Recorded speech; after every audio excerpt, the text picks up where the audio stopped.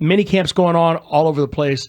I want to start with what you've seen in Chicago from an offseason standpoint, and if you like the direction that the Bears are headed based on what you've seen since the hiring of Ben Johnson. Yeah, so first and foremost, it's Ben Johnson. And, I had the chance to do a bunch of Detroit games, even a bunch of Detroit Chicago games for Fox.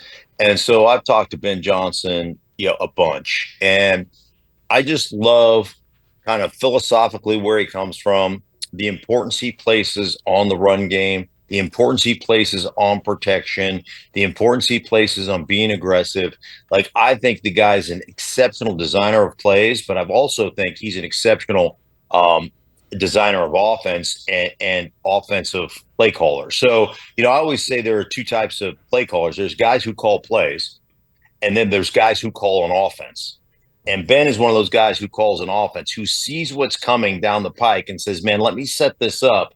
And it may be, we're going to run these 5 or 6 plays, and these plays aren't the greatest plays, but we're going to run these things consistently because we're going to set up 2 or 3 big time over the top play actions or trick plays off these things. And he does an exceptional job of that. And then I was preparing for a Detroit game, not last year, it was the year before.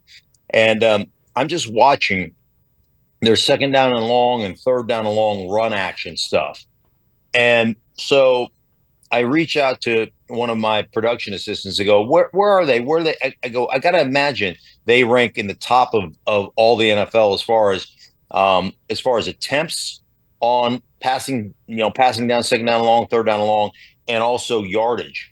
And of course, they came back at 1 or 2, whatever it was. And talking to Ben Johnson about it, he's like, hey, man, I get the most favorable looks in those situations. And if I know that my head coach is going to go for it on 4th down, I will pop a run, a trap, inside trap or whatever on 3rd down and 7, because I know we're probably going to get at least 5 yards on this damn thing. And now we're in a 4th down and, 1, 4th down and 2 situation. And so I love the way he calls a game. And there's a lot of play callers that, hey, they'll have success one game, and then 3 games in a row, the offense will go stagnant. And then all of a sudden they'll have success again because their game plan is actually working. But guys who call an offense are just different. And I love the fact they address the offensive line, something that Ben and I have talked about here in recent weeks about this offensive line, how they addressed it. And I will tell you this, like, sacks are more than any other position, sacks are a quarterback-driven statistic. And 68 sacks last year. Yeah, it's some on the offensive line, it's some on the running backs, it's some on the tight ends, but the majority of it comes to the quarterback. And so you've got to protect him up front, but he has also got to protect himself. He's got to understand protection. He's got to understand when he's hot, when he's not. He's got to understand how to stay in the pocket, climb the pocket, do all those things. And so addressing that and then, coaching him, like actually coaching him, I think is going to be, I think that's going to be one of the biggest differences you're going to see from last year to this year is those sacks, will be dramatically cut, probably in half this season. Wow, that is so much truth that you just said in such a short amount of time, Mark, whether it's play collecting versus actual offense calling, which I love, and then also just what you had to say about the quarterback and then the offensive line. I want to expand on all of it. I'm going to start, first of all, with just the improvements they made to the O-line. I think Marshall and I talked both about how when you acquire Drew Dahlman, when you trade for Joe Tooney and extend him, and when you acquire Jonah Jackson, you're saying we're going to give you as few reasons to take those 68 sacks as can possibly be. What was your impression when you saw how they added to the O-line this year? Yeah, well, I loved Dahlman in Atlanta, and you talked about Jackson. Like, when that guy is healthy, that dude is a beast. Unfortunately, he's had too many injury issues, and then Tooney's just a great player inside. But, you want to be able to develop the inside there. You want to be able to guard, center, guard. You want to be able to have a quarterback that feels very confident, climbing the pocket, stepping up, right? Getting inside that pocket as opposed to rolling out the back. Because when you start rolling out the back of a pocket when you're a quarterback, that's a recipe for disaster. So you want guys to climb the pocket. Well, if they don't have great inside presence from guard, center, guard, they're never going to feel comfortable doing that. So I think addressing that was big time. And then it really comes back down to play calling. And I talk about this all the time. Like, you as an offensive coordinator or as a play caller, it's your responsibility to eliminate sacks in the way you call the plays.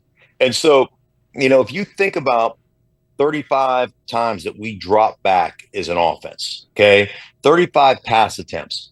So you want to mitigate the potential disaster of drop back pass.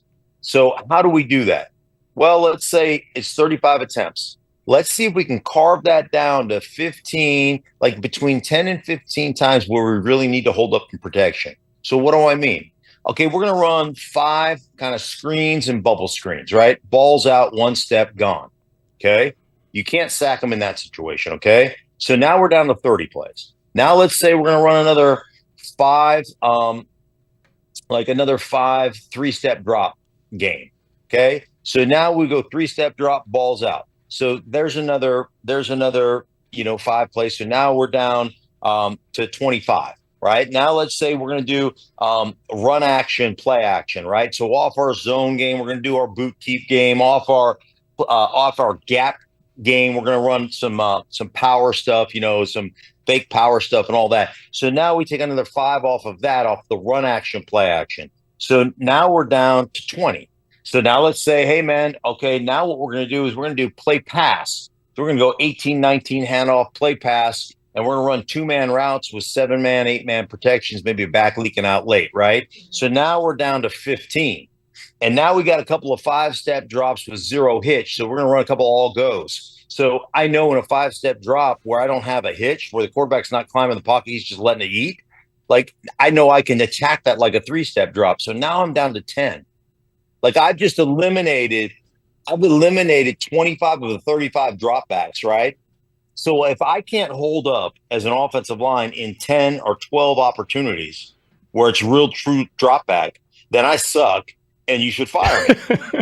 So damn. And the beauty of doing that, like if I take a 5-step drop that I know doesn't have a hitch, right? I can attack that. I can run block that as an offensive lineman. So now all of a sudden I've got tools. Like it would be like this is the importance of a true offensive guy that understands the problems that we have up front. Okay. Because this is really key now. It'd be like you saying, hey, Mark, you know what? I know you're handy. I know you do a lot of work around the house, the man 101. I need you to help me build a deck. And I'd be like, great, I can help you build a deck. And they say, I've got all the lumber delivered. I've got everything there for you. But I only have a hammer, and I just have a hammer and a tool belt. That's all I have. Well, I could fabricate a deck, but I would suggest you don't walk on it because the thing is going to collapse, right? Right. I need a saw. I need a level. I need, a T-square. I need, I need all the brackets and the fasteners. I need nails and screws and like you've got to give me the opportunity, the tools to really be successful. And as an offensive lineman, man, I need some come off the ball 3-step drops. I need some 5-step no hitch stuff so I can take the passive out of pass protection, so I can attack the line of scrimmage and tear you up. And now all of a sudden, as a defensive lineman, you just can't pin your ears back on every down because I've given you so many things to think about that all of a sudden we take like I said, take the passive out and create an opportunity for us to be the aggressors in pass pro. And that's when you become really good. And that's when you protect your quarterback.